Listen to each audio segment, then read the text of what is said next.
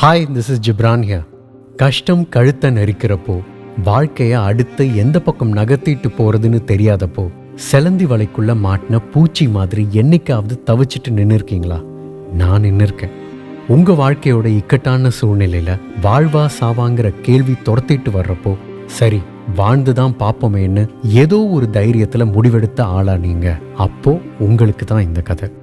ஒரு மியூசியத்துல ரொம்ப காலமா ஒரு செலந்தி பூச்சி வாழ்ந்துட்டு இருந்துச்சு. அது அந்த மியூசியத்தோட பேஸ்மெண்ட் பகுதியில அழகா வளைய பின்னி நிம்மதியா வாழ்ந்துட்டு இருந்துச்சு. அங்க உள்ள பெயிண்டிங்ஸ் மேல படிஞ்சிருந்த அந்த செலந்தியோட வலை அந்த பெயிண்டிங்கோட அழகை இன்னும் அதிகமாக்கி காட்டுச்சு. அதோட வலைய பார்க்கறதுக்கு அவ்வளோ அழகா ரசனையா இருக்கும். அந்த செலந்திய பொறுத்தவரை அதுக்கு இந்த உலகத்திலேயே ரொம்ப பிடிச்ச விஷயம் அதோட இந்த சின்ன வலை தான். இன்னும் சொல்ல போனா அந்த சின்ன வலை தான் அதுக்கு உலகமே. அதை விட்டு அது வேற எங்கேயும் போனதில்லை. மனுஷங்க நம்ம பார்த்து பார்த்து கட்டுற வீடு மாதிரி அந்த செலந்தையும் பார்த்து பார்த்து அதோட வலைய பின்னி இருந்துச்சு. ஒரு நாள் அந்த மியூசியத்தை கிளீன் பண்ண ஆரம்பிச்சாங்க. அப்போதான் அந்த செலந்திக்கு ஒரு பெரிய சிக்கல் வந்துச்சு. அந்த மியூசியத்தை சேர்ந்தவங்க பேஸ்மெண்ட் பகுதியில் இருக்கிற பெயிண்டிங்ஸை தூக்கி எக்ஸிபிஷன்ல வைக்க முடிவு பண்ணாங்க. இதை தெரிஞ்சுக்கிட்ட மற்ற சிலந்திங்கெல்லாம் முன்கூட்டியே சுதாரிச்சுக்கிட்டு வேற வேற இடங்களுக்கு நகர ஆரம்பிச்சிடுச்சுங்க.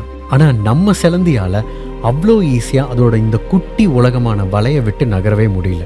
என்ன ஆனாலும் பரவாயில்லன்னு அந்த வலையோடையே ஒட்டிக்கிட்டு இருந்துச்சு. ஆனா நேரம் ஆக ஆக தான் அந்த பிரச்சனையோட சீரியஸ்னஸ் அதுக்கு புரிய ஆரம்பிச்சது. வந்த வேகத்துல வேக வேகமா நிறைய பெயிண்டிங்ஸை அந்த மியூசியத்தை சேர்ந்தவங்க எக்ஸிபிஷன்ல வைக்கிறதுக்கு தூக்கிட்டு போயிட்டாங்க. இன்னும் கொஞ்ச நேரத்துல அது வலை பின்னி வாழ்ந்துகிட்டு இருக்கிற பெயிண்டிங்கையும் எடுத்துட்டு போக வந்துருவாங்கன்னு நினைக்கிறப்போ அந்த செலந்திக்கு பயம், கவலை, அழுக எல்லாம் ஒட்டிக்கிட்டு வந்துச்சு.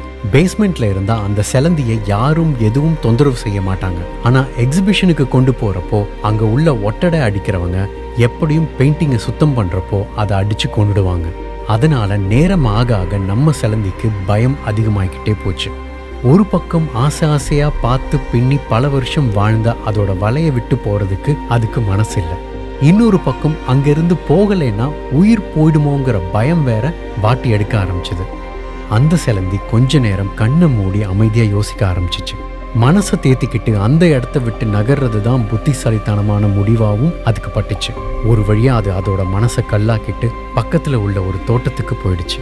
அங்க உள்ள பச்சை செடிகளும் அந்த இடமும் அதுக்கு தனி சந்தோஷத்தையும் அமைதியையும் கொடுத்துச்சு. இந்த மியூசியம் பேஸ்மெண்ட்லயாவது யாரோ எப்போ வந்து பெயிண்டிங்கை தூக்கிட்டு போயிடுவாங்கன்னு ஒரு சின்ன பயத்தோட தான் இத்தனை நாள் வாழ்ந்துகிட்டு இருந்துச்சு. ஆனா இந்த தோட்டத்துல அந்த பயம் எதுவும் இல்லாம மியூசியத்துல வாழ்ந்த வாழ்க்கையை விட நிம்மதியான வாழ்க்கையோட அங்க பின்னின வலைய விட பெரிய வலையா பின்னி சந்தோஷமா வாழ ஆரம்பிச்சது. அந்த இக்கட்டான சூழ்நிலையில தான் நான் அந்த முடிவை எடுத்தேன். அதுதான் என் ஒட்டுமொத்த வாழ்க்கையவே திருப்பி போட்டுருச்சுங்கிற வார்த்தைகளை உச்சரிக்காத சாதனையாளர்களே இருக்க முடியாது. சாதாரண மனுஷங்களை சாதனையாளர்களா மாத்துறது இந்த மாதிரி முக்கியமான நேரங்கள்ல எடுக்கப்படுற கடினமான முடிவுகள் தான். முக்கியமா நம்மளோட கம்ஃபர்ட் ஜோன்ல இருந்து வெளியே வர்றப்பதான் புது உலகத்தை பார்க்க முடியும், புது காத்த சுவாசிக்க முடியும், வாழ்க்கையில புது திசையை நோக்கி வளர முடியும்.